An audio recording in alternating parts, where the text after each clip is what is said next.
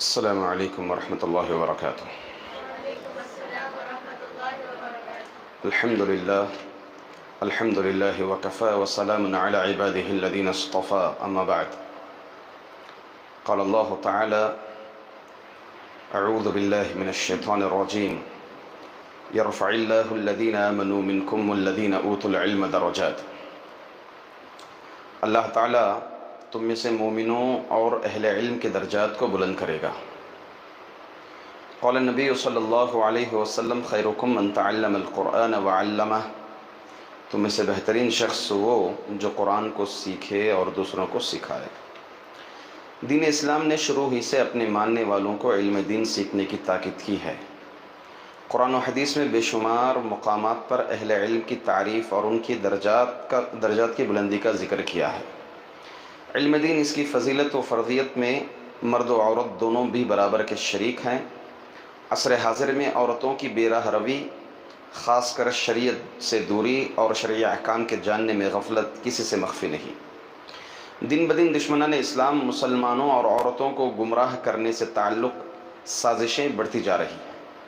حالات کے پیش نظر دارالصدف ٹرسٹ نے اسی فکر و نظر کے خاطر قوم و ملت کی نئی نسل کو دینی تعلیم سے آراستہ کرنے کے لیے صوبہ کرناٹک کا معروف و متحرک اور اپنی منازل طے کرتا ہوا ایک تعلیمی و تربیتی اور رفاہی ادارہ ہے، جس کا قیام 2010 میں عمل میں آیا۔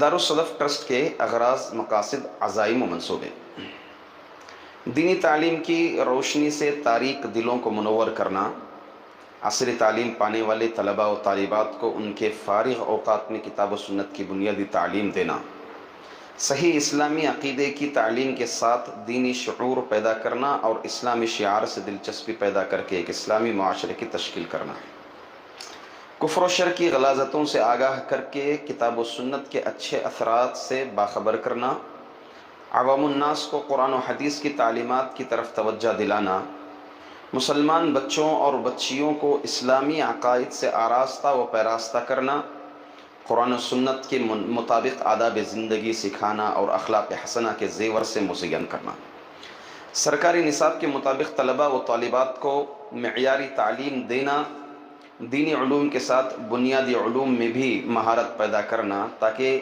دین و دنیا دونوں کی کامیابی طلباء کے قدم چومیں، طلباء میں مسابقت کا جذبہ پیدا کر کے انہیں ہر میدان میں شامل کرنا، عصر حاضر کے جدید تقاضوں کے پیش نظر طلباء و طالبات کو معلومات فراہم کرنا تاکہ وہ اقوام عالم کے دوش بدوش چل سکیں۔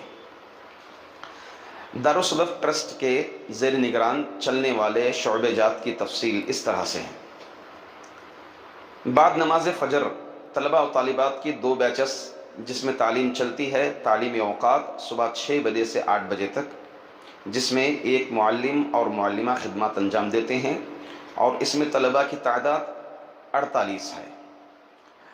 دوپہر 3:45 سے لے کر 6:30 بجے تک 9 جماعتوں میں تعلیم دی جاتی ہے، جس میں طلباء و طالبات کی تعداد کل 185 ہے اور اساتذہ و معلمات کل 12 ہیں۔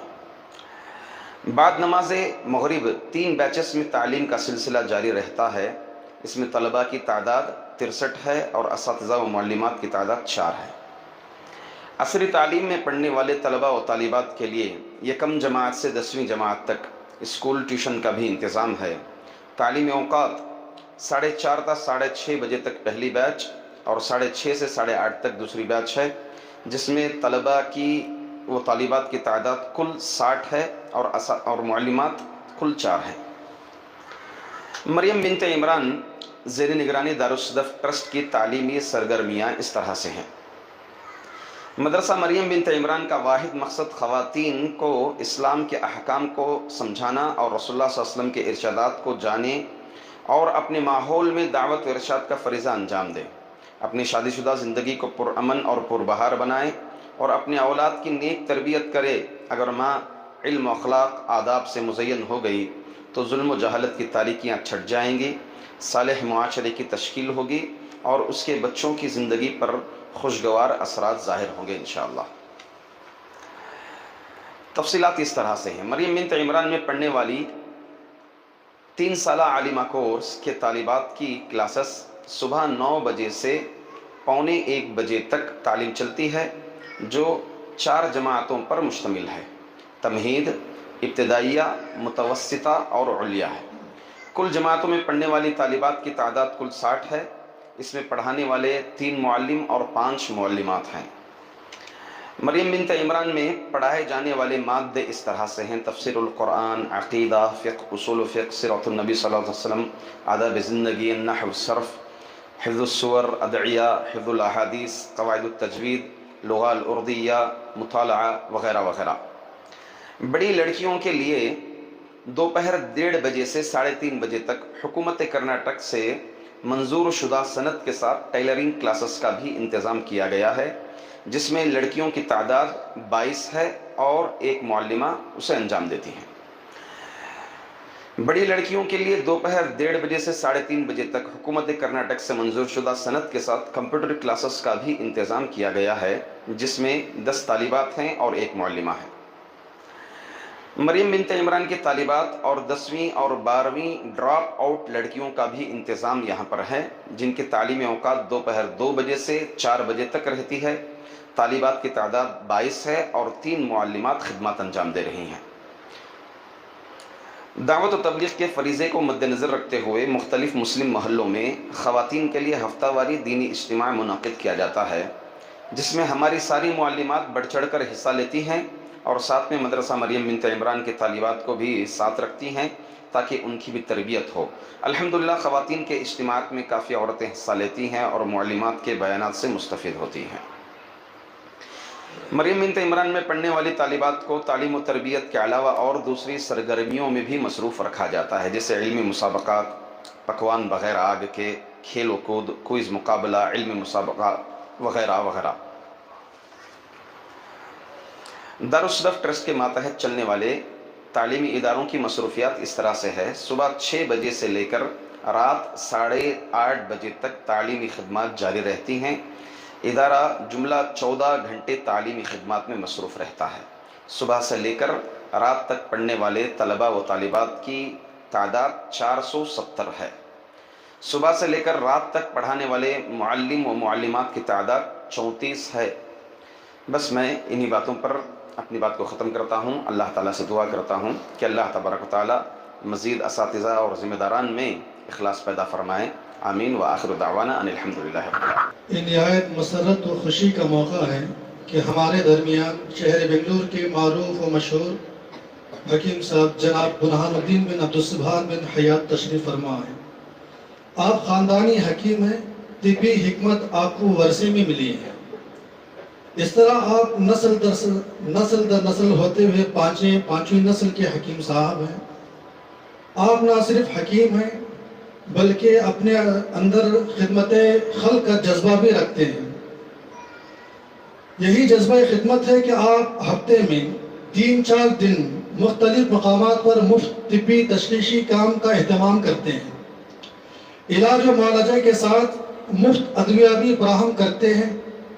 آپ kidney stone, B P, sugar, فالج، پائلس، امراض نسواں و دیگر بیماریوں کی تشخیص کرنے میں ماہر سمجھے جاتے ہیں۔ مریضوں کے تاثرات بھی آپ کے حوالے سے بہت اچھے ہیں۔ اللہ آپ کی خدمات کو قبول کرے۔ اس موقع پر حکیم صاحب کی خدمات کے اعتراف میں مدرسہ مریم بنت عمران کے رکن جناب صادق صاحب سے میں التماس کرتا ہوں کہ وہ آئے اور حکیم صاحب کی شال پوشی کریں۔ عالی مرتبت فضیلت الشیخ ڈاکٹر امان اللہ سلفی مدنی حفظہ اللہ تشریف فرما ہے۔ سب سے پہلے مدرسہ مریم بنت عمران کے ذمہ داران، اساتذہ، معلمات اور طالبات کی جانب سے اپنے مہمان معظم رفیع المرتبت عالی منزلت فضیلت الشیخ ڈاکٹر امان اللہ مدنی کا نہا خانہ دل سے پرتپاک استقبال کرتے ہیں اور آپ محترم کی خدمت عالیہ میں کمال خلوص و محبت کے ساتھ ہدیہ امتنان و تشکر پیش کرتے ہیں کہ آن جناب نے بے پناہ مصروفیتوں اور غیر معمولی مشغولیتوں کے باوجود سفر کی دشواریاں برداشت کر کے اور ان سب سے بڑھ کر وقت کی قربانی دے کر ہماری دعوت کو شرف قبولیت سے نوازا۔ اور قدم رنجہ فرما کر ہماری امنگوں میں توانائی اور ہماری حوصلہ افزائی کی۔ ہمارے قلوب جن عقیدت و محبت کے جذبات سے معمور ہیں، ان کے اظہار کے لیے غالب کے شعر سے سہارا لیتے ہیں۔ وہ آئیں ہمارے گھر میں خدا کی قدرت ہے، وہ آئیں ہمارے گھر میں خدا کی قدرت ہے، کبھی ہم ان کو کبھی اپنے گھر کو دیکھتے ہیں۔ جناب علی، ہمارے قلوب قدرتی طور پر فخر و مسرت سے لبریز ہیں کہ آپ ہند و بیرون ہند کی ایک ممتاز شخصیت، علم کا مجمع البحرین، فضل و کمال کا حامل، علم و فن کا ماہر، ہمارے درمیان میں رونق افروز ہیں۔ اس موقع پر آپ تمام کے روبرو عالی مرتبت مقرری خصوصی کا مختصر تعارف پیش کرتا ہوں تاکہ حتیٰ تستانسوا کے تحت انسیت حاصل ہو جائے، نتیجے میں شیخ کے مواعظ حسنہ سے استفادہ آسان ہو جائے۔ آپ کا اسم گرامی ڈاکٹر امان اللہ محمد بن اسماعیل سلفی مدنی۔ آپ کی تعلیم و تربیت و علمی پرداخت ہندوستان کے مشہور و معروف سلفی ادارے الجامعۃ السلفیہ بنارس میں ہوئی۔ وہاں سے فراغت کے بعد آپ اعلیٰ تعلیم کے لیے جامعہ اسلامیہ مدینہ منورہ رخت سفر باندھا، جہاں آپ نے ماجسٹر اور دکتورا کی تکمیل کی۔ آپ مسجد نبوی مدینہ منورہ میں کئی سال تک زبان اردو میں اپنے علمی دروس سے عوام و خاص کو مستفیض کرتے رہے۔ آپ نے معہد حفصہ رضی اللہ عنہا للبنات کو قائم کیا۔ الفیض ماڈل انگلش اکیڈمی بہار کے چیئرمین بھی ہیں۔ اس مختصر تعارف کے بعد میں آپ سے التماس کرتا ہوں کہ آپ آئیں اور ہم تمام کو اپنے مواعظ حسنہ سے مستفیض کریں۔ میں دعوت دیتا ہوں کہ ڈاکٹر امان اللہ صاحب تشریف لائیں۔ السلام علیکم ورحمۃ اللہ وبرکاتہ۔ ان الحمد للہ نحمده ونستعینه ونستغفره ونؤمن به ونتوکل علیہ ونعوذ باللہ من شرور انفسنا وسیئات اعمالنا من يهده الله فلا مضل له ومن يضلل فلا هادي له واشهد ان لا اله الا الله وحده لا شريك له واشهد ان محمدا عبده ورسوله اما بعد فان خير الحديث كتاب الله وخير الهدي هدي محمد صلى الله عليه وسلم وشر الأمور محدثاتها وكل محدثة بدعة وكل بدعة ضلالة وكل ضلالة في النار۔ معزز صدر مجلس، علماء کرام، معلمین و معلمات، عزیز طالبات، بڑی خوشی ہو رہی ہے کہ علماء کرام اور آپ لوگوں کے روبرو ہو کر کچھ سننے سنانے کا موقع مل رہا ہے۔ حقیقت میں آج جس طرح کی محفل میں شرکت کا موقع ملا، یہی کام ہم لوگوں کا بہار میں سیمانچل ایریے میں ہے۔ یعنی ایک ادارہ ہے معہد حفصہ کے نام سے، جو لڑکیوں کے لیے خالص معہد ہے، جس میں روضہ سے لے کر کے فضیلت پلس تدریب الداعیات والمعلمات کے کورس پڑھائے جاتے ہیں۔ فی الحال بچیوں کی تعداد 1000 پلس ہے۔ بڑی تعداد میں بچیاں ہیں اور الحمدللہ 1-2 سال سے مجھے بھی تدریس کا موقع ملا۔ میں بھی روزانہ 4 گھنٹے پڑھاتا ہوں۔ عقیدے سے میں نے پی ایچ ڈی کی ہے، اس لیے میں نے یہی اختیار کیا کہ مادہ عقیدہ ہی میں پڑھا ہوں، اس لیے 4 کلاسوں میں میں عقیدہ ہی پڑھاتا ہوں۔ حقیقت میں بہت اچھا لگتا ہے، پڑھنے پڑھانے کا یہ مشغلہ بہت ہی اہم ہے اور اچھا ہے، پڑھانا چاہیے۔ کچھ چیزیں ہیں جو ہم لوگ پہلے سوچتے تھے بچیوں کو پڑھانا، اور یہ بہت اہم چیز نہیں ہے، ذہن میں بات آتی تھی ادارہ کھولنے سے پہلے، بلکہ ادارہ کھولنے کے بعد بھی اس طرح کے سوالات لوگوں سے سننے میں آتے تھے کہ بچیوں کو پڑھا کر کیا فائدہ، کچھ نماز روزے کے برابر پڑھا دیجیے کافی ہے. لیکن جب میدان میں آئے، دیکھا تجربات کی زندگی میں، جب میں باپ بنا، میری بچیاں ہوئی، بچے ہوئے، گھر میں نگاہ ڈالنے کا موقع ملا، اپنی مشغولیت اور مصروفیت کو دیکھا، تو دل میں یہ یقین پیدا ہو گیا کہ بچوں سے زیادہ اہمیت بچوں کی تعلیم و تربیت ہے. یعنی اگر کسی کو صرف یہ موقع دیا جائے کہ آپ بچوں کے لیے ادارہ کھول سکتے ہیں یا بچیوں کے لیے ایک ادارہ کھول سکتے ہیں، تو اس وقت ایک ذی شعور آدمی کو بچیوں کی تعلیم و تربیت کو آگے بڑھ کر کے لینا چاہیے. سبب کیا ہے؟ سبب یہ ہے کہ، اور بلکہ اس سے پہلے میں بتا دوں کہ ہم لوگ بہت ساری چیزیں سنتے ہیں، اور سن کر جیسے کہا جاتا ہے ایک کان سے سنتے ہیں دوسرے کان سے نکال دیتے ہیں. کب سے سننے میں آ رہا ہے کہ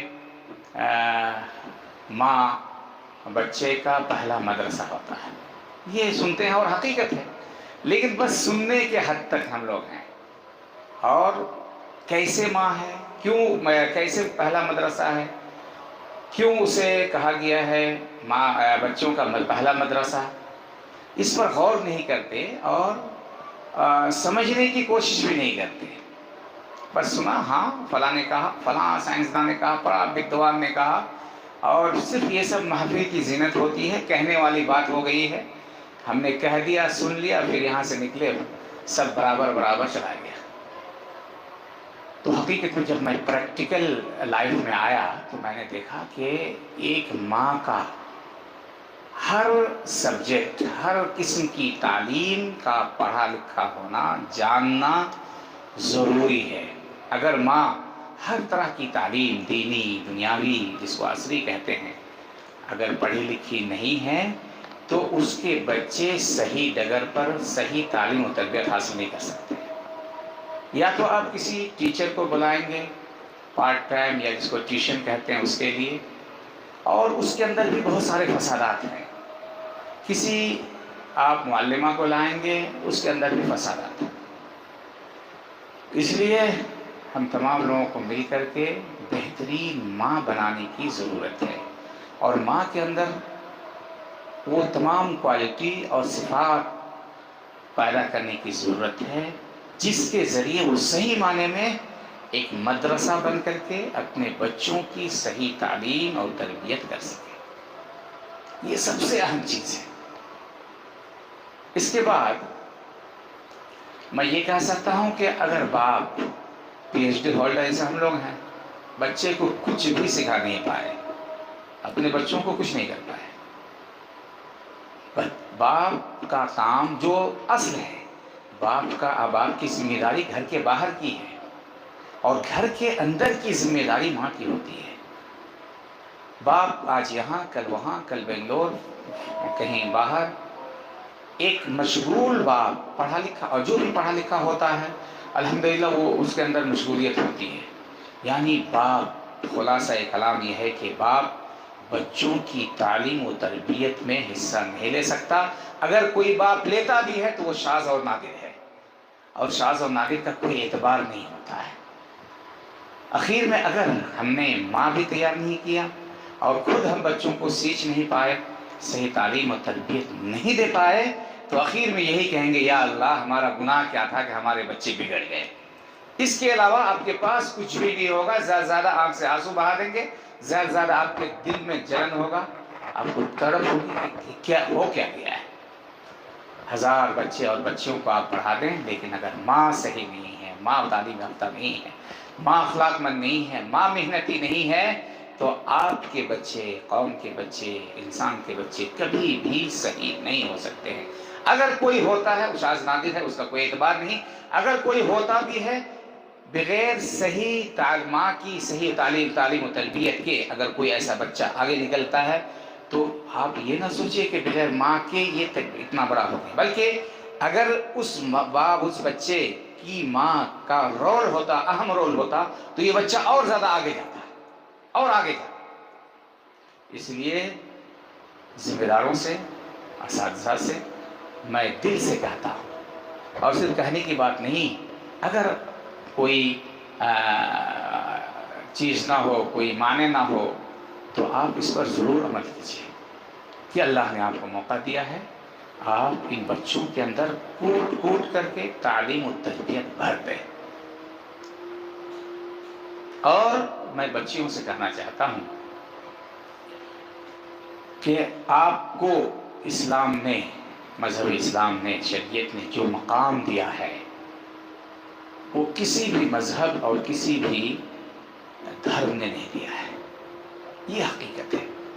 اگر آپ کو اپنا مقام اور مرتبہ دیکھنا ہو، معلوم کرنا ہو، تو محمد رسول اللہ صلی اللہ علیہ وسلم جس وقت جس قوم کی طرف بھیجے گئے تھے اس کا آپ مطالعہ کر لیجئے کہ اس وقت عورتوں کا مقام و مرتبہ پوری دنیا کے اندر کیا تھا۔ صرف سعودیہ میں نہیں بلکہ ہندوستان کی تہذیب موجود تھی اس وقت، چائنا کی تہذیب موجود تھی اس وقت، روم کی تہذیب وہاں پہ موجود تھی، بڑی بڑی تہذیبیں پائی جاتی تھی۔ آپ دیکھیے کہ اس وقت خود عرب کی ایک تہذیب تھی، آپ دیکھیے کہ اس وقت عورتوں کا کیا مقام تھا۔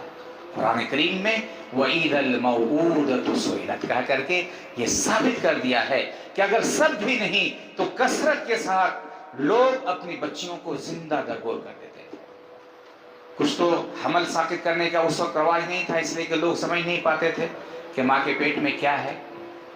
اب کتنے لوگ حمل کو ساقط کرتے ہیں، لیکن الحمدللہ آج بھی مسلمانوں کے اندر یہ چیز اگر یا تو نہیں ہے، اور اگر ہے تو وہ بہت ہی کم ہے۔ صرف بچی، اور آپ یہ سوچئے، یہ نہ سوچئے کہ بچی پیدا ہوئی جا کر کے زندہ درگور کر دیے، نہیں، ایسا نہیں ہوتا تھا۔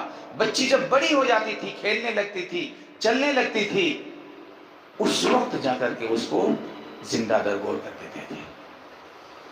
یہ، اور آج آپ دیکھیے اسلام نے جو مقام دیا ہے ہر اعتبار سے، جہاں جہاں عورت کی اجازت کی ضرورت ہے، جہاں جہاں عورت کی محبت و انس اور شفقت کی ضرورت ہے، اسلام نے وافر مقدار میں اللہ تبارک اسلام نے عورتوں کو، لڑکیوں کو مقام دیا ہے۔ حدیث میں ہے کہ اگر کوئی 3 بچیوں کی صحیح تعلیم و تربیت کرتا ہے، بچے نہیں ہیں اس میں، 3 بنات، 3 لڑکیوں کی تعلیم و تربیت کرتا ہے تو اس کے لیے جنت ہے۔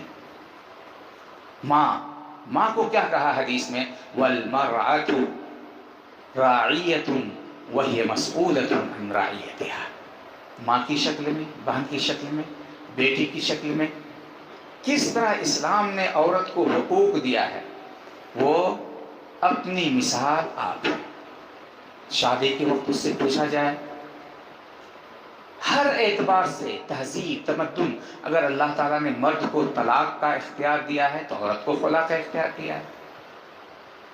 یعنی آپ اپنے ذہن میں یہ بات بیٹھا لیں کہ ہماری شریعت جسے محمد رسول اللہ صلی اللہ علیہ وسلم لائے تھے، اس میں آپ کے متعلق جتنے احکام و مسائل ہو سکتے ہیں، آپ کے جتنے حقوق اور آپ کے جتنے بلند مراتب ہو سکتے ہیں، وہ تمام حقوق اور مراتب اسلام نے آج سے 1400 سال پہلے قرآن کریم کے اندر اور اللہ کے رسول صلی اللہ علیہ وسلم نے اپنی 23 سالہ زندگی کے اندر وہ دے دیا ہے آپ کو۔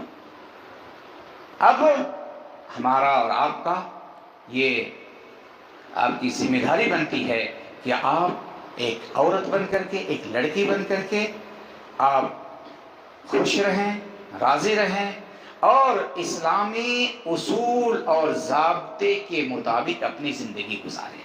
یہ سب سے اہم چیز ہے۔ کبھی آپ کے ذہن میں ذرہ برابر یہ بات نہ آئے کہ ہمارے ساتھ مذہب اسلام نے یہ ظلم کیا ہے، نہیں۔ دنیا کو چلانے کے لیے اللہ تبارک و تعالیٰ نے مرد اور عورت کو پیدا کیا ہے، اور دونوں سے اللہ تبارک و تعالیٰ نے نسل نکالی ہے۔ وَخَلَقَ مِنْهَا زَوْجَهَا وَبَثَّ مِنْهُمَا رِجَالًا كَثِيرًا وَنِسَاءً۔ خود بہت ساری چیزیں میں بیان کرتا، لیکن ماشاءاللہ آپ لوگ اپنی تقریروں میں بیان کر چکی ہیں، یہ اچھی بات ہے۔ تو ہمارے آپ کے ذہن میں یہ بات کوٹ کوٹ کر بھر جانی چاہیے، آپ کے ذہن میں یہ بات بیٹھ جانی چاہیے کہ اسلام نے ہمیں بہت عزت دیا ہے، مقام دیا. ہاں اسلام نے اتنا ضرور کیا ہے کہ آپ کو دوسروں کے ساتھ کھیلنے کا موقع نہیں دیا ہے، دوسروں کو آپ کے ساتھ غلط فائدہ اٹھانے کا موقع نہیں دیا ہے. وَقَرْنَ فِي بُيُوتِكُنَّ وَلَا تَبَرَّجْنَ تَبَرُّجَ الْجَاهِلِيَّةِ الْأُولَىٰ. اللہ کی قسم، اللہ کی قسم، ایک ماں اور باپ، خاص کر کے ماں جو آپ سے محبت کر سکتی ہے اور کرتی ہے، دنیا کی کوئی طاقت آپ سے محبت نہیں کر سکتی ہے. ایک ماں جو آپ کے خیال کرے گی، کر سکتی ہے یا کرتی ہے، کوئی دوسرا نہیں کر سکتی. اور آج اگرچہ آپ بچی ہیں، بیٹی ہیں، بہن ہیں، کل آپ کو ماں بننا ہے. اس لیے بہترین اور مثالی ماں بننے کی کوشش کیجیے. میری ماں کا انتقال کچھ دن پہلے ہوا، کورونا فرسٹ اس میں. اس سے پہلے بہت سارے لوگوں کی مائیں مری اور سنتے تھے، دیکھتے تھے، لیکن جس دن اپنی ماں کی باری آئی، حقیقت میں آج تک وہ سینہ، کبھی بھی خوشی ہوتی ہے، کبھی بھی کچھ بھی ہوتا ہے، وہ ماں جب یاد آ جاتی ہے، تقریباً 2 سال ہو گئے ہیں، وہ ماں جب یاد آ جاتی ہے تو تمام چیزیں بدمزہ ہو جاتی ہیں، تمام خوشیاں، تمام وہ جا کر کے ایسا لگتا ہے کہ دفن ہو گئی ہے، حالانکہ باپ ابھی زندہ ہے. کیوں؟ 2 دن پہلے سے بیٹے کے انتظار کرتی تھی، آنے کی، جانے کی خوشی، اور رات میں نیند نہ آنا، سونا نہیں، صفائی ستھرائی، بیٹا آ رہا ہے، بیٹا آ رہا ہے. یہ مقام، یہ محبت، یہ چیز آپ کو ماں کے علاوہ کوئی نہیں دے سکتی ہے. دنیا کی کوئی طاقت یہ محبت آپ کو نہیں دے سکتی ہے. حقیقت میں ماں زینت ہے گھر کی زینت ہے، اور باپ گھر سے باہر کی طاقت ہے. باپ نہیں ہے، طاقت نہیں ہے، ماں نہیں ہے، گھر ویران ہے، گھر کے اندر کوئی زینت نہیں ہے. اور یہ ماں کے مقام، مرتبہ کس نے ہمیں سکھایا ہے؟ ایک طبعی چیز ہے، ایک فطری چیز ہے. اس کے علاوہ ہماری شریعت نے، ہمارے رب نے، ہمارے نبی جناب محمد رسول اللہ صلی اللہ علیہ وسلم نے، آپ اپنے ماں کی قبر کی صحیح روایت ہے، زیارت کرنے کے لیے گئے محمد رسول اللہ صلی اللہ علیہ وسلم مقام ابوا میں، اور جا کر کے رونے لگے. آپ کو روتے ہوئے دیکھ کر کے صحابہ کرام بھی رونے لگے. یہ ہے ماں کا مرتبہ، اور اللہ تبارک و تعالیٰ نے یہ شرف اور یہ عہدہ اور یہ منصب آپ کو اللہ تبارک و تعالیٰ نے دیا ہے. ذمہ داروں سے میں کہنا چاہتا ہوں کہ ہماری تعلیم و تربیت کا صرف یہ مقصد نہ ہو کہ ہم اسے دینی نالج دے دیں، بلکہ ہمارا مقصد یہ ہے کہ جتنی بھی تعلیم پائی جاتی ہے، علم نافع، دینی کے ساتھ ساتھ دنیاوی، جس کو ہم اصلی علوم کہتے ہیں، سائنس، ٹیکنالوجی، جو بھی چیزیں ہیں، سائنس کی جتنی بھی چیزیں ہیں، وہ تمام چیزیں ہماری بچیوں کے اندر کوٹ کر بھر دیا جائے. اس کے اندر کسی علم کی کوئی کمی نہ ہو. کبھی یہ نہ سوچے کہ بچیوں کو سائنس پڑھانے سے کیا فائدہ ہے. اگر کوئی بھی فائدہ نہیں ہے تو ایک سب سے اہم فائدہ یہ ہے کہ وہ اپنے بچوں کو سائنسداں بنائے گی. وہ اپنے بچوں کے ہوم ورک کو دیکھے گی، وہ یہ نہیں کہے گی میں نے یہ نہیں پڑھا ہے. واللہ میں سمجھتا ہوں کہ یہ ظلم ہوگا ہماری بچیوں کے ساتھ کہ اس کو ہم صرف دینی تعلیم، قرآن کریم کی کچھ آیتیں، کچھ دعائیں اور کچھ عربی چیزیں ہم نے سکھا دیا، اور اللہ خیر صلاح، بس ہو گیا، ہم نے ایک بہترین ماں بنا دیا. نہیں، ایسا کبھی نہیں ہونا چاہیے، اور یہ سوچ کبھی نہیں ہو سکتی ہے. اگر بچیوں کو صحیح طور پر وہ مقام دینا چاہتے ہیں جو مقام اسلام نے دیا ہے، جو ہماری شریعت نے دیا ہے، تو جتنے بھی علوم نافعہ ہیں، 18 سال تک، 25 سال تک، 22 سال تک ہمارے بچیوں کو بالکل منوعاً دے دینا چاہیے. ہمارے مدرسے میں سائنس کے لیب ہوں، ہمارے مدرسے میں کمپیوٹر کے لیب ہوں. ہمارے بچیاں جب بھی کچھ پڑھے تو اس کی زبان، اردو زبان، عربی زبان، انگلش، اور اپنی جو مادری زبان یا جس اسٹیٹ میں، جس ملک میں رہتے ہیں، اس ملک کی زبان میں آپ کو اتنا ماہر ہونا ہے کہ دوسرا، لیکن آپ کو اسی حالت میں رہنا ہے. آپ کو آپ کی زینت اور آپ کی عزت، آپ کی حشمت اسی لباس میں ہے. جب آپ اس لباس کو پھینک دیں گے، جب آپ اس لباس سے نکلنے کی کوشش کریں گے، آپ کے حق میں ذلت و رسوائی کے علاوہ کچھ بھی نہیں ہے. لیکن اسی طرح رہتے ہوئے، گھر کے چہار دیواری کے اندر رہتے ہوئے، ایسی جگہ میں رہیں جہاں آپ کی ضرورت ہے جائیے، مدارس میں آپ پڑھائیے، لیکن ایسی جگہوں سے آپ پرہیز کریں جہاں آپ کی عزت کا، آپ کی حشمت کا کوئی خیال کرنے والا نہ ہو۔ آپ فخر کریں کہ میں ایک عورت ہوں۔ آپ ہی کے بنگلور سے ایک عورت نے، ایک لڑکی نے جو کارنامہ انجام دیا ہے، میں تفصیل میں نہیں جانا چاہتا، بس ایک ظاہری چیز کہا گیا کہ برقع نکال دو، اس نے نکالا نہیں ہے، کتنی تعریف ہوئی اس کی، اندر کیا ہے کیا ہوا وہ ہمیں معلوم نہیں، لیکن مجرد اسلام کے ایک شعیرہ سے کہ نہیں مجھے برقع نہیں اتارنا، اسی حال میں مجھے پڑھنا ہے، میں کالج کو چھوڑ سکتی ہوں، لیکن میں اپنے اسلامی شعار کو، جس میں میری عزت ہے، جس میں میری آبرو کی حفاظت ہے، اس کو میں چھوڑ نہیں سکتا۔ آج اللہ کی قسم، مرد کے لیے اگر وہ اسلامی شعار کے مطابق ہے، مہذب ہے، مثقف ہے، پڑھا لکھا ہے، اگر ایک مرد ہے، داڑھی ہے، سب کچھ ہے، تو دوسرے لوگ اس کو قدر کی نگاہ سے دیکھتے ہیں۔ وہ ہماری ایک سوچ ہے، گندی سوچ ہے کہ نہیں یہ داڑھی اور یہ کرتا پائجامہ یا شیروانی، اس سے لوگ ہمیں اچھی نگاہ سے نہیں دیکھتے۔ یہ غلط ہے یہ۔ لیکن آپ کو ایک صحیح انسان، صحیح مسلمان بننا ہے، علم سے لیس ہونا ہے، مہذب بننا ہے، آپ کے اندر ڈسپلن آنی چاہیے۔ اسی طرح اگر ایک پاک باز لڑکی، ایک پاک باز عورت ہے، وہ تعلیم یافتہ ہے، وہ برقعے میں ہے، وہ نقاب میں ہے، وہ اپنی عزت کو، پورے جسم کو ڈھانپ کر کے رکھی ہے، اور اس کے اعمال سے، اس کے کردار سے یہ جھلک رہا ہے کہ نہیں صحیح معنی میں ایسے ہی انسان، اسی لڑکیوں کو ہونا چاہیے، تو وہ آدمی اگرچہ آپ کے خلاف ہے، آپ کا دشمن ہے، لیکن حقیقت میں وہ آپ سے محبت کیے بغیر رک نہیں سکتا ہے۔ دل میں اس کی یہ بات آئے گی کہ میری کاش میری بچی بھی ایسی ہو۔ آج بہت ساری تعلیم ایسی ہیں، بہت ساری چیزیں ایسی ہیں، بہت سارے لوگ، بہت سارے ماحول میں ایسے ہیں جو کھلے عام کہتے ہیں کہ اسلام کی لڑکیاں اپنی حالت میں ہیں اور صحیح ہیں۔ ہندوستان میں آپ دیکھیے، پرانے اس میں ماحول میں آپ جائیے کہ عورتیں، جو ہندو عورتیں ہیں، وہ بھی پردہ کرتی تھیں۔ آج بھی بہت ساری ہندو عورتیں بالکل پردے میں ہوتی ہیں، اس کے پورے جسم کا کوئی حصہ آپ کو نظر نہیں آئے گا۔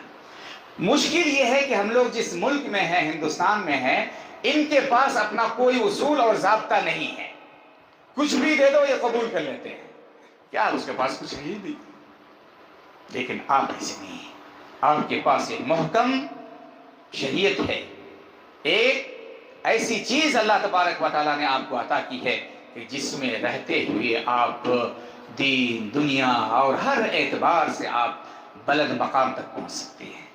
یہ اللہ تبارک و تعالیٰ نے آپ کو عطا۔ اس لیے اگر آپ، ایک آخری بات کہہ کر کے میں اپنی بات کو ختم کر دوں گا، آپ یاد رکھیں کہ کفار مکہ بھی اپنی بیٹیوں کو زندہ درگور اس لیے کرتی تھی کہ کہیں یہ میرا منہ کالا نہ کرتے۔ یہ بچے بھی کرتے ہیں، اس بچے بھی ماں باپ کے منہ کو کالا کرتے ہیں، لیکن عورتوں یا بچیوں کا اگر معمولی کوئی گناہ ہو جائے، غلطی ہو جائے، تو یہ والدین برداشت نہیں کر پاتے ہیں۔ بہت سارے لوگوں کو، بہت سارے والد کو، والدہ کو ہارٹ اٹیک ہو جاتا ہے، میری بچی نے یہ کیا، اتنا خطرناک کام میری بچی نے کیا۔ اور آج ہماری بچیوں کے اندر یہ چیزیں ہیں، سب نہیں، کچھ ہی صحیح، 2% ہی صحیح، 5% ہی صحیح ہماری بچیوں کے اندر وہ چیزیں ہیں۔ اس لیے آپ اپنی حفاظت کیجئے، اپنی عزت و آبرو کی حفاظت کیجئے، اور اپنے والدین کی آنکھوں کی ٹھنڈک بننے کی کوشش کیجئے۔ جائز طریقے سے آپ زندگی گزاریے، اور ہمیشہ، ہر پل، ہر جگہ، ہر وقت مذہب اسلام کے مطابق گزارنے کی کوشش کیجئے۔ مذہب اسلام ہمیں کیا کہتا ہے؟ آپ ہر کام کر سکتی ہیں، اور اس بات کو، اس پیغام کو یاد رکھیے کہ آپ ہر جائز کام کرنے کا اسلام نے آپ کو حق دیا ہے، لیکن عزت کے ساتھ، احترام کے ساتھ، ادب کے ساتھ، پردے کے ساتھ، آپ پر کوئی انگلی نہ اٹھا پائے۔ ہر شک و شبہات کی جگہوں سے آپ کو بچنا ہے۔ آپ کا دل صاف ہے، دوسروں کا دل صاف نہیں ہے۔ ڈرائیور جب گاڑی چلاتا ہے تو اس کو اپنا بھی خیال کرنا ہے اور دوسروں کا بھی خیال کرنا ہے۔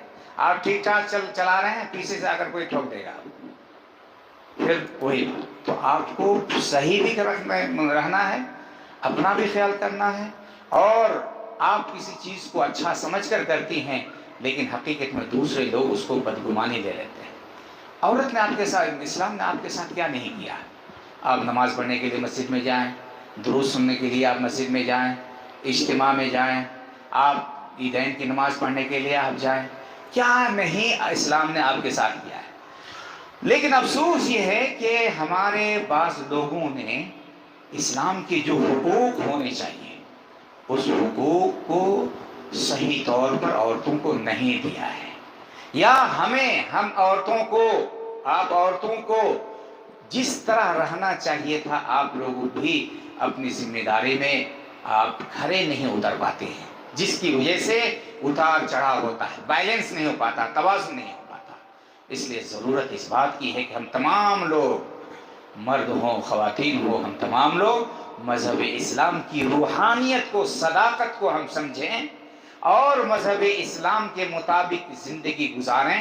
مذہب اسلام کے اندر جو اوامر و نواہی ہیں، احکام و مسائل ہیں، ان مسائل کو سیکھیں اور اپنی زندگی میں نافذ کرنے کی کوشش کریں، اور جس حال میں بھی اللہ تبارک و تعالیٰ نے ہمیں رکھا ہے، اللہ تبارک و تعالیٰ کا ایک شاکر، صابر، شاکرہ، صابرہ بندہ اور بندی بن کر کے زندگی گزاریں۔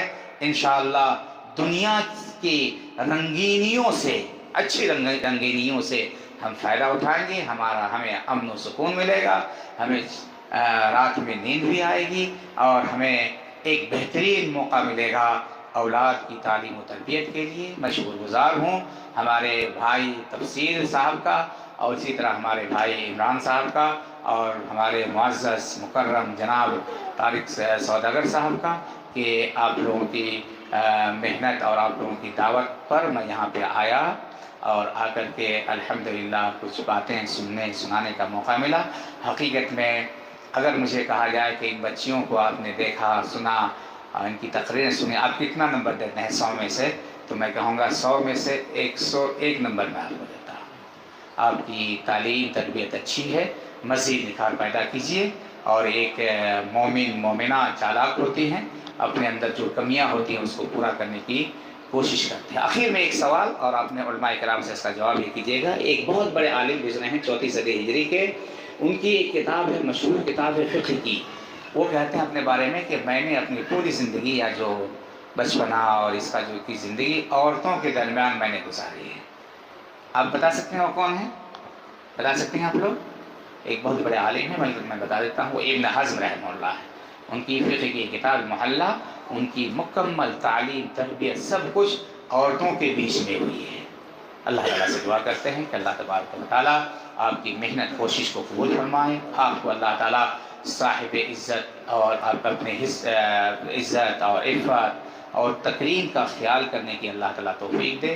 اللہ تعالیٰ یہاں کے ذمہ داروں کو ہر اعتبار سے مضبوط کرے، اور سب کو مل جل کر کے تعلیم اور تربیت کے اصول ضابطے کے مطابق ہم تمام لوگ آگے بڑھنے کی کوشش کریں۔ اقول قولی ھذا واستغفر اللہ لی ولکم ولسائر المسلمین واستغفروہ انہ هو الغفور الرحیم، وصلی اللہ علی نبینا محمد وعلی آلہ وصحبہ اجمعین۔ جزاک اللہ خیرا واحسن الجزا۔ اے فیضان نظر تھا یا کہ مکتب کی کرامت تھی، اے فیضان نظر تھا یا کہ مکتب کی کرامت تھی، سکھائے کس نے اسماعیل کو آداب فرزندی۔ اس شعر کا دوسرا مصرع ایک سوال کے طور پر سامنے تھا۔ مجھے لگ رہا تھا مقرر خصوصی فضیلت الشیخ ڈاکٹر امان اللہ اس سوال کا جواب دے رہے تھے اپنی تقریر میں، سکھائے کس نے اسماعیل کو آداب فرزندی۔ میں آپ تمام کی طرف سے شیخ محترم کو یقین دلاتا ہوں کہ آپ نے جن جن باتوں کی طرف ہماری رہنمائی کی، ہم ان کی طرف توجہ دیں گے، اپنی زندگیوں میں نافذ کرنے کی کوشش کریں گے۔ اس کے بعد میں بغیر کسی تاخیر کے اجلاس کے صدر محترم فضیلت الشیخ استاذ الاساتذہ حافظ طارق سوداگر مدنی حفظہ اللہ سے التماس کرتا ہوں، استدعا کرتا ہوں کہ وہ آئیں اپنے صدارتی خطاب سے نوازیں۔ اہل محفل منتظر ہیں دیر سے عالی وقار، آپ کے پند و نصائح کا انہی ہے انتظار۔ السلام علیکم ورحمۃ اللہ وبرکاتہ۔ ان الحمد للہ نحمده ونستعينه ونستغفره ونعوذ بالله من شرور أنفسنا ومن سيئات أعمالنا من يهده الله فلا مضل له ومن يضلل فلا هادي له وأشهد أن لا إله إلا الله وحده لا شريك له وأشهد أن محمدا عبده ورسوله صلى الله عليه وعلى آله وصحبه وسلم تسليما كثيرا أما بعد قابل احترام اہل علم حضرات، مدرسہ مریم بنت عمران کے ذمہ داران، اساتذہ اور معلمات اور محترم طالبات، الحمدللہ آج اس مدرسے کی انجمن میں حاضری کا موقع ملا۔ طالبات کی مختلف زبانوں میں تقریریں، مختلف مظاہرات، الحمدللہ اس مدرسے کے ذمہ داروں کی، اساتذہ معلمات کی اور آپ طالبات کی محنتوں کا ایک چھوٹا سا نمونہ تھی۔ اللہ تعالیٰ سے دعا ہے کہ اللہ تعالیٰ آپ کی ان محنتوں کاوشوں کو قبول فرمائے، اللہ تعالیٰ آپ کو اپنے خاندان اور معاشرے کے لیے مثالی بنائے، اور اللہ تعالیٰ آپ سے نسلوں کی سدھار اور تربیت کا بہتر سے بہترین کام لے۔ میں جہاں پر اللہ تعالیٰ کا شکر گزار کئی چیزوں پر ہوں، وہیں پر اس بات پر بھی میں شکر گزار ہوں کہ صدارت کے کلمات کے طور پر جو بوجھ یا جو ذمہ داری صدر پہ آتی ہے، اس کا ایک بڑا حصہ میرے اپنے بھائی دکتور امان اللہ صاحب نے کافی حد تک ادا کر دیا ہے۔ اللہ تعالیٰ شیخ کے علم میں، عمر میں اور شیخ کے مال میں، اہل و عیال میں برکت عطا فرمائے، اور اللہ تعالیٰ شیخ کے آنے جانے کو آپ کے موازین حسنات میں شامل فرمائے۔ معزز طالبات، ایک دو باتیں مجھے آپ کے سامنے مختصر انداز میں رکھنی ہیں۔ سب سے پہلے تو یہ ہے کہ اخلاص جو کہ تمام اعمال کی بنیاد ہے، اسی پر اعمال کو پرکھا اور تولا جاتا ہے۔ جہاں پر اخلاص ہو وہاں پر چھوٹا سا عمل بھی اللہ کے نزدیک بہت بڑا مقام رکھتا ہے، بہت بڑا وزن رکھتا ہے، اور جہاں پر اخلاص نہ ہو تو وہاں پر بڑی بڑی قربانیاں بھی کوئی وزن نہیں رکھتی، کوئی معنی نہیں رکھتی۔ تو سب سے پہلے میں اپنے آپ کو اور آپ تمام کو اسی بات کی دعوت دیتا ہوں کہ ہم اپنے دلوں میں اخلاص پیدا کریں کہ ہمارے کام اللہ کی رضا کے لیے ہوں، اللہ کی خوشنودی حاصل کرنے کے لیے ہوں، اور ہمارے کام اللہ تعالیٰ کے تقرب کے لیے ہوں، اس کے دین کی سربلندی کے لیے ہوں۔ اللہ تعالیٰ ہماری زندگیوں کو اس کے دین کی سربلندی، اس کے کلمے کی سربلندی کے لیے خالص کر لے۔ معزز طالبات، جس میدان میں آپ ہیں، طلب علم کا میدان، یہ دنیا کا سب سے افضل میدان، سب سے افضل عمل ہے۔ خیرکم من تعلم القرآن وعلمہ، کہ تم میں سب سے افضل وہ ہے جو قرآن سیکھے اور سکھائے۔ تو عام طور پر قرآن مجید کا سیکھنا سکھانا، اگرچہ کہ اس کا ظاہری معنی یہی ہے کہ قرآن مجید کو جیسے شعبہ حفظ میں یا بچوں کو یا پھر بڑوں ہی کو صحیح پڑھایا اور پڑھا جاتا ہے، یہ اس کا ظاہری معنی ہے، وہیں پر یہ تمام معنی اس میں آ جاتے ہیں۔ حدیث پڑھیں، مختلف فنون، مختلف علوم آپ حاصل کریں جو علوم مساعدہ ہوں، جو علوم قرآن ہی کی طرف لوٹ کر کے آتی ہوں، قرآن ہی کو سمجھنے سمجھانے کا ذریعہ بنتے ہوں، تو یقین وہ تمام کے تمام اس حدیث میں داخل ہو جاتے ہیں کہ خیرکم من تعلم القرآن وعلمہ۔ احادیث شریفہ آپ پڑھیں تو احادیث کیا ہیں؟ احادیث قرآن مجید کی تفسیر ہیں، قرآن مجید کی وضاحت ہیں۔ آپ نحو صرف پڑھتے ہیں تو اس لیے پڑھتے ہیں تاکہ آپ کی عربی زبان بہتر ہو، جس سے آ سکیں، اس کے احکام کو پہچان سکیں، اس پر عمل پیرا ہو سکیں۔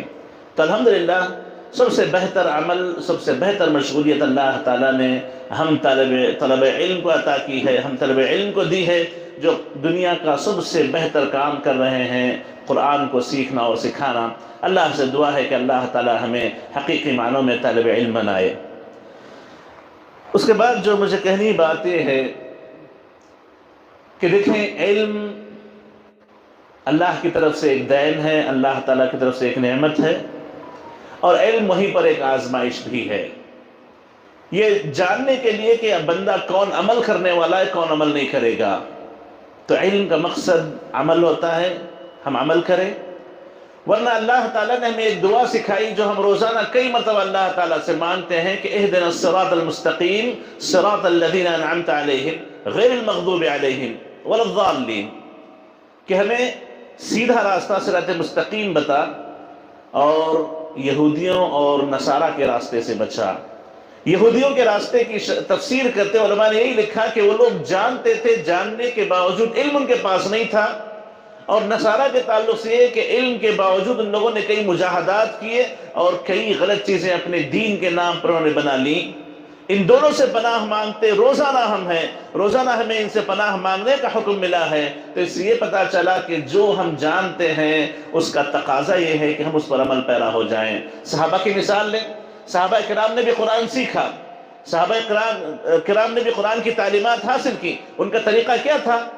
10 آیتیں سیکھتے، اس کی تلاوت جان لیتے، معنی سمجھ لیتے، ان میں جو چیزیں قابل عمل ہوتی اس پر عمل پیرا ہو جاتے، اور اس کے بعد پھر اگلی 10 آیتوں کی طرف آگے بڑھتے۔ علم کے ساتھ عمل سیکھا جاتا ہے، علم کے ساتھ عمل لیا جاتا ہے۔ تو معزز طالبات، جو معلومات آپ کو ملیں، جو تعلیم آپ حاصل کریں، جو فوائد آپ کو ملیں، اس میں سے جو چیزیں فوری آپ کے عمل میں لانے کی ہوتی ہیں اس میں کبھی آپ پیچھے نہ ہٹیں، اپنی طاقت بھر آپ اس بات کی پوری کوشش کریں کہ آپ اس پر عمل پیرا ہو جائیں۔ ہر ایک اپنی معلومات کے حساب سے، ہر ایک اپنے علم کے حساب سے، یہ ہمارے علم کی زکوٰۃ ہے، یہ ہمارے علم کا تقاضا ہے۔ اور اسی طریقے سے طالبات یا طلباء ہوں یا ہم طالب علم جتنے ہوں، ان لوگوں کی ایک مزید ذمہ داری یہ ہے کہ وہ ہمیشہ اپنا محاسبہ کرتے رہیں۔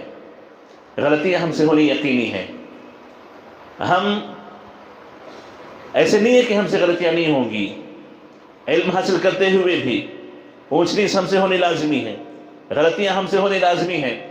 یہ غلطیاں کہیں ہم کو علم سے دور نہ کر دیں، یہ غلطیاں کہیں ہم کو اللہ کے اس راستے سے ہٹا نہ دیں، یا کسی اور غلط فہمی کا ہمیں شکار نہ بنا دیں۔ یاد رکھیں کہ ہر انسان سے غلطی ہونی ہے، غلطی ہوگی، غلطی ہو کے رہے گی، لیکن جو چیز ہمیں چاہیے وہ یہ کہ ہم اپنی اعمال کا، اپنی حرکتوں کا محاسبہ بار بار کرتے رہیں کہ ہم نے کیا صحیح کیا، ہم نے کیا غلط کیا۔ جو صحیح کیا ہو اس پر اللہ کے شکر گزار بنیں، جو ہم نے غلط کیا ہو اس پر اللہ سے توبہ استغفار کریں، اس پر ندامت کریں۔ یہ زندگی کا ہمارا شیوا ہونا چاہیے، چاہے ہم عمر کے جس مرحلے میں ہوں، چاہے ہم زندگی کے جس مرحلے میں ہوں، ہمارے اپنے اعمال کا محاسبہ جب تک ہم نہیں کریں گے ہم کبھی کامیاب طالب علم یا کبھی کامیاب مسلمان نہیں بن سکتے۔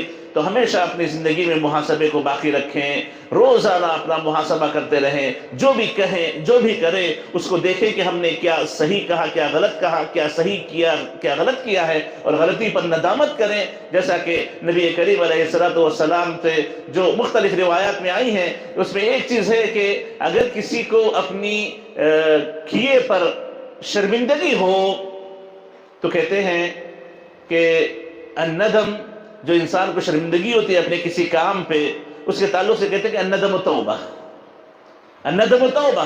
آپ کو شرمندگی ہو جائے کسی بات کی کہ مجھے نہیں کرنا چاہیے تھا، یہی توبہ ہے۔ جب یہ سچا ہوگا، یہ فکر سچی ہوگی تو آپ توبہ بھی کریں گے، استغفار بھی کریں گے، اور غلطی سے آپ کو روکنے کی اندر ایک جذبہ بھی پیدا ہوگا۔ تو یہی میں کہوں گا کہ دیکھیے، غلطیوں سے کوئی پاک نہیں ہے، غلطیاں سب سے ہوتی ہیں۔ غلطیوں کی اصلاح کی فکر آپ کریں، غلطیوں کو سدھارنے کی فکر آپ کریں، اپنے مقام و مرتبے کو آپ پہچانیں، اور جہاں تک ہو سکے اپنے آپ کو سدھار کی طرف لگاتے رہیں۔ کوئی پرفیکٹ نہیں ہوتا، کوئی کامل نہیں ہوتا، ہر ایک میں اونچ نیچ ہونی ضروری ہے۔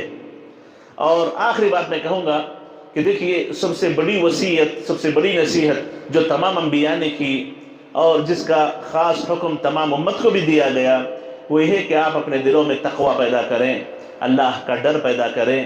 تقوی وہ ہوتا ہے کہ آپ لوگوں کے سامنے ہوں یا آپ اکیلے ہوں، آپ گھروں میں ہوں یا کہیں اور ہوں، ہمیشہ آپ اللہ کی خشیت، اللہ کا ڈر اپنے دل میں رکھیں کہ میرے تمام اعمال، میری تمام باتیں، رب مجھے دیکھ رہا ہے، رب مجھے سن رہا ہے، اس کو حساب و کتاب مجھے جا کر کے دینا ہے۔ یہ فکر ہمارے اندر یقینی طور پر ہونی چاہیے، اور خاص طور پر جیسا کہ اللہ تعالیٰ نے فرمایا انما یخشی اللہ من عبادہ العلماء، کہ حقیقی معنوں میں خشیت، تقوی علماء کو ہوا کرتا ہے، علماء کے دلوں میں ہوا کرتا ہے، اور علماء ایک بہت بڑا مقام و مرتبہ ہے۔ طالب علم اسی راہ پر چلنے والا ایک مسافر ہے جو چلتے چلتے وہاں تک پہنچ سکتا ہے۔ تو جس راہ پہ ہم سوار، جس راہ کے ہم راہی ہیں یا جس راستے پہ ہم چل رہے ہیں، وہ علماء کا راستہ ہے، وہ علماء کا راستہ ہے۔ وہ علماء جن کو انبیاء کے وارثین قرار دیا گیا، ان کی ایک بڑی صفت یہ ہے انما یخشی اللہ من عبادہ العلماء۔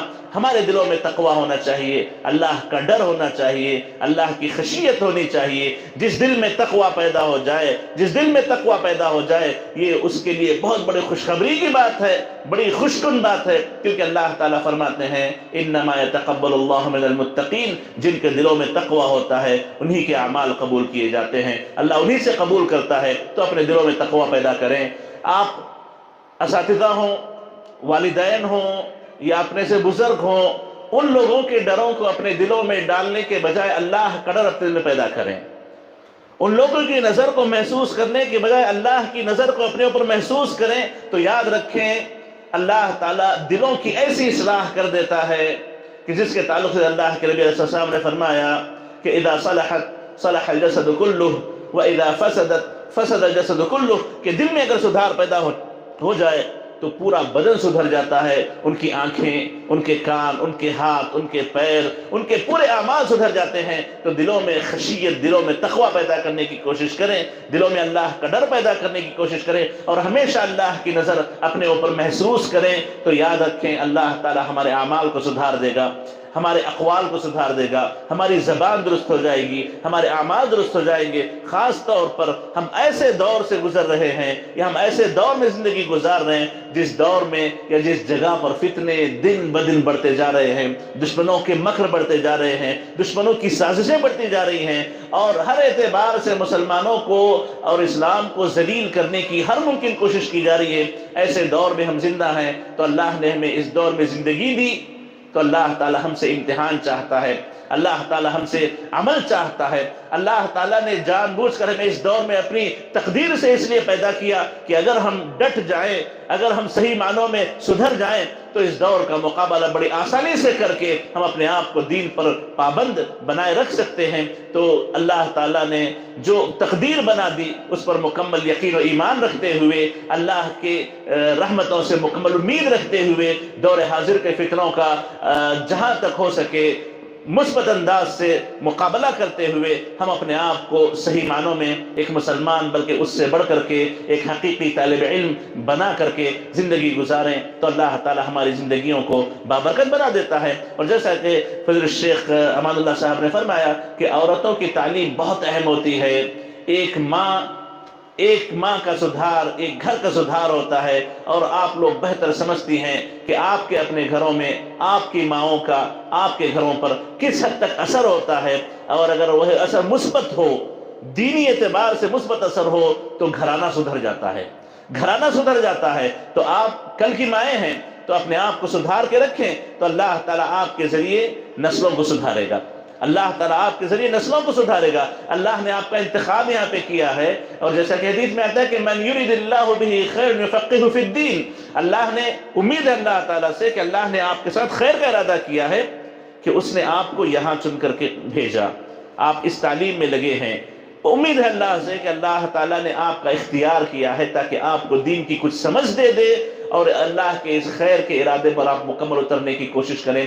اللہ تعالیٰ سے دعا ہے کہ اللہ تعالیٰ ہمیں حقیقی معنوں میں اپنی زندگی کو ایک طالب علمانہ زندگی بنا کر کے گزارنے کی توفیق نصیب فرمائے۔ اللہ تعالیٰ ہمارے دلوں میں تقوی نصیب فرمائے، اور جو کچھ ہم جانتے ہیں اس کے مطابق ہمیں حتی المقدور جہاں تک ہماری طاقت ہے عمل کرنے کے اللہ تعالی ہمیں توفیق نصیب فرمائے اور اللہ تعالی ہمارے دلوں میں اخلاص نصیب فرمائے۔ آخر میں اس مدرسے کے ذمہ داران کا، اساتذہ کا، معلمات کا، آپ تمام طالبات کا شکر ادا کرتا ہوں کہ الحمدللہ آپ نے ایک بہترین مظاہرہ پیش کیا اور اس مدرسے کے ذمہ داروں اور اساتذہ نے ایک بہترین خدمت معاشرے کے حق میں پیش کی ہے۔ اللہ تعالیٰ سے دعا ہے کہ اللہ تعالیٰ ان کی ان خدمات کو قبول فرمائے اور اللہ تعالیٰ ان کی خدمات میں برکت عطا فرمائے اور اللہ تعالیٰ اس کو مکمل سلف صالحین کے منہج پر چلنے والا ایک ادارہ بنائے اور اللہ تعالیٰ اس کے ذریعے معاشرے کو بہت سا فائدہ پہنچائے۔ آمین۔ اقول قولی هذا واستغفر الله لي ولكم ولسائر المسلمين وصلى الله وسلم على نبينا محمد وعلى آله وصحبه اجمعين والسلام عليكم ورحمة الله وبركاته۔